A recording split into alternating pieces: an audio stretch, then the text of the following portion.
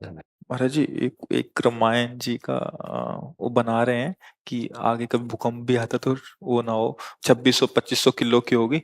ये उसकी एक कितना, 1 प्रति है या पूरी? नहीं नहीं, नीचे मत रखिए, नीचे मत रखिए। ये पूरी रुकिए रामचरितमानस है। रुकिए रुकिए। पूरी नहीं है अभी। जी ये वाल्मीकि रामायण है। हाँ। और इसका भी क्या है, महात्म्य तैयार हुआ है। अभी एक छोटा रूप तैयार किया है। इसका बड़ा रूप जो होगा ना 9 फीट बाई 5 फीट का होगा गुरु जी। 9 फीट बाय हाँ, 5 फीट का और इतना उसके होगा। कुल पृष्ठ कम से कम होंगे 70। 3000 किलो की होगी, वो क्रेन द्वारा उठाई जाएगी। और रिमोट से उसके ऐसे सेंसर द्वारा पेज पलटे जाएंगे। ये एक छोटा रूप तैयार किया है कि मेटल का इस तरह से इसके अंदर इंग्रेविंग है, खुदाई है एक बार लेटर। दिखाइए। तो ये चीज मैं आपको दिखाती हूँ। ये जो लिखा हुआ है ना, वो इंग्रेव है। मतलब क्या है कि इसका उद्देश्य गुरुजी ये है कि हमारे ग्रंथ सारे जीवन पर्यंत रहें, सुरक्षित रहें, कभी भी कोई दिक्कत आती। बहुत ही प्रशंसनीय कार्य है, बहुत ही आदरणीय कार्य है कि आप हमारे जो ब्रह्म ऋषि महापुरुष जन अपनी दिव्य दृष्टि से देखा और उसे लिखा, वो हमारा जीवन है। क्योंकि इसी के आधार पर हम अपने जीवन को ऐसी सीमा में रख सकते हैं जिससे भगवत प्राप्ति होती है। अगर हमको ये सूत्र न मिले तो हमें किधर चलना है पता ही न चले। अब ये तो आज के समय में आप हमारे सदग्रंथों का इतना आदर, इतना भाव, मतलब भगवान की और ब्रह्म ऋषियों की आपके ऊपर विशेष कृपा है। क्योंकि ग्रंथों का आदर करना, और इस समय जो आधुनिक समय चल रहा है, कौन ग्रंथ खोलना भी नहीं चाहते। टेलीविजन देखना, इधर उधर मनोरंजन करना मोबाइल आदि से, आप बहुत सराहनीय कर रहे हैं। और अधिक से अधिक जितना कर सकें कि हमारे ग्रंथों को सुरक्षित रहे। बहुत सुंदर बात है कि अगर किसी भी तरह से कोई हमारे ग्रंथालय को भी नुकसान पहुंचाना चाहे तो कहीं ना कहीं हमारे ग्रंथ सुरक्षित हैं। ये बहुत प्रणाम और वंदनीय कार्य है। और भगवान की विशेष कृपा से ही इधर बुद्धि लग सकती है, नहीं तो इधर अर्थ लगाना, ऐसी व्यवस्था करना बिना भगवत प्रेरणा से नहीं हो सकता। तो हाँ, आपके ऊपर विशेष कृपा है। आप अधिक से अधिक जितने ग्रंथों का कर सके, मान लो एक तो ये हाँ, अब जैसे हमारी श्रीमद् भगवत गीता जी है, हाँ, विश्व में कोई भी सिद्धांत ऐसा नहीं जो गीता जी से ना लिया गया हो, सब सिद्धांत। अच्छा, रामचरितमानस चाहे वो वाल्मीकि में हो या तुलसीदास जी कृत हो, ऐसा है कि कोई भी शास्त्र का, वेद पुराण उपनिषद स्मृति, कोई भी ऐसा सूत्र नहीं है जो रामचरितमानस में ना हो। सरल भाषा में, एकदम सहज में। जैसे भगवान गीता जी में कह रहे, त्रिविधम नरकस्येदम द्वारम नाशन्मात्मनः कामः क्रोधा तथा लोभा तस्मादेत्रयम् त्यजेत। अब गोस्वामी जी सरल भाषा में कह रहे हैं, काम क्रोध मद लोभ सब नाथ नरक के पंथ। पूरा वही श्लोक की टीका, संपूर्ण शास्त्रों का सार लिखा हुआ है। हाँ, जो गोस्वामी तुलसीदास जी हैं, ये ब्रह्म ऋषि वाल्मीकि जी हैं, जो अपनी संस्कृत भाषा में रचना की, उसको इतना सरल करके कि हर प्राणी, भारत में कोई ऐसा नहीं है जो रामचरितमानस से परिचित ना हो। गांव गांव में जब बच्चा होता है, मुंडन कराया जाता है, कोई उत्सव होता है, तो इसका अखंड पाठ चलता है। बहुत बहुत ये सराहनीय कार्य है। तो हमें पहले लगा कि आप इसमें क्या लाए ऐसा अब जो हमें बात लगी तो बड़ी कीमती वस्तु है, बहुत कीमती वस्तु, हमारे ऋषियों की, ब्रह्म ऋषियों की धरोहर है ये। देन उनकी, आप इसको सुरक्षित करें। हाँ, भगवान की विशेष कृपा पात्र आप सब है। जी। रेणु धीमन जी, शेर रिवेंश महाराज जी, दंडवत प्रणाम। महाराज जी, हमारे जीवन में दुआ और बद्दुआ का कुछ प्रभाव होता है या ये सब कर्मों का निर्धारित है? हमारे जो अध्यात्म मार्ग में है, इसमें को न काहू के सुख दुख कर दाता।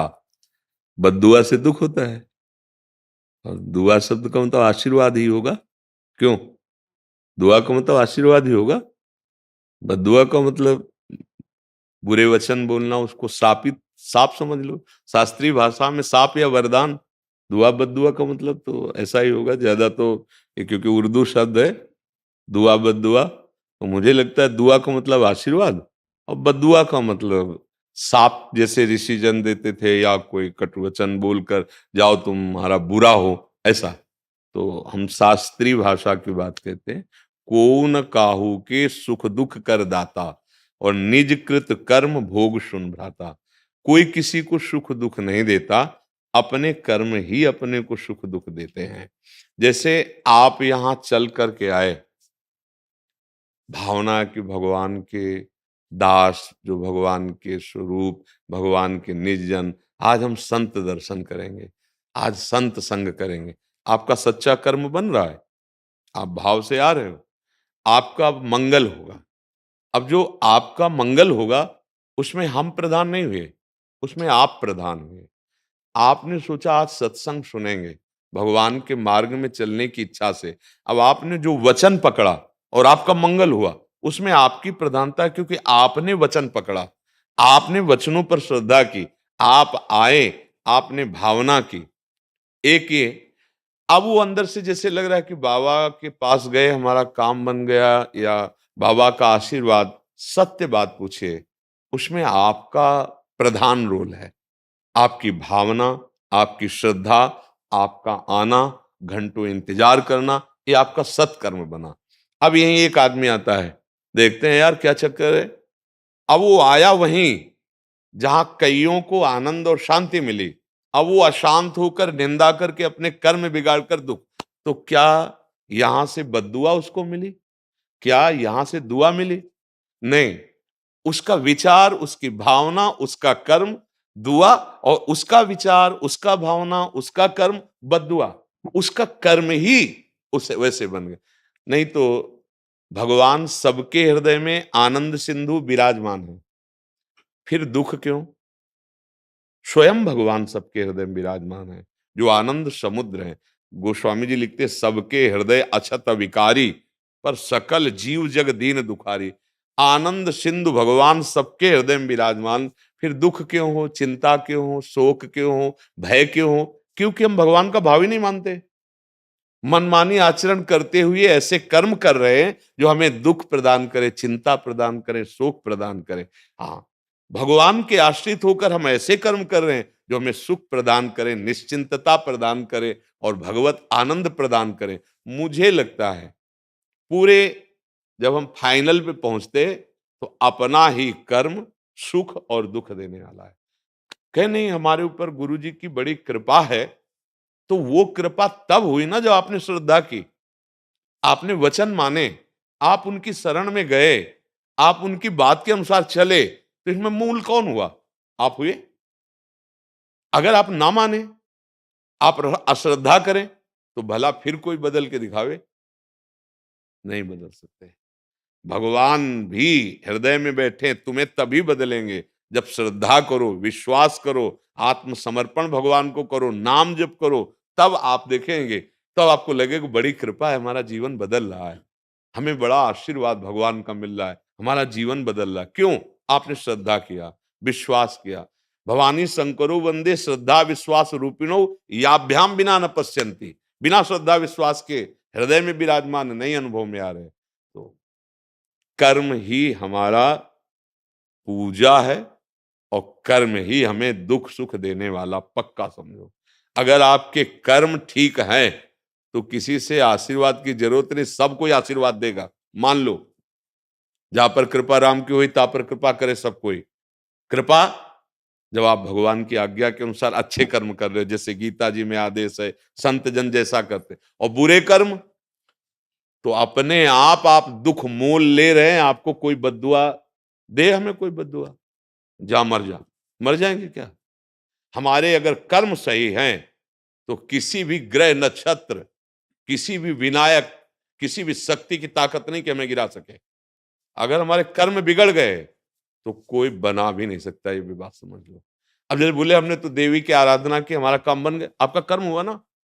आपने देवी की आराधना की, आप स्वीकार करते हैं ना, सही ढंग से हो गई, उसका फल मिला, आपको आनंद मिला, आपको लगा बड़ी कृपा हो गई।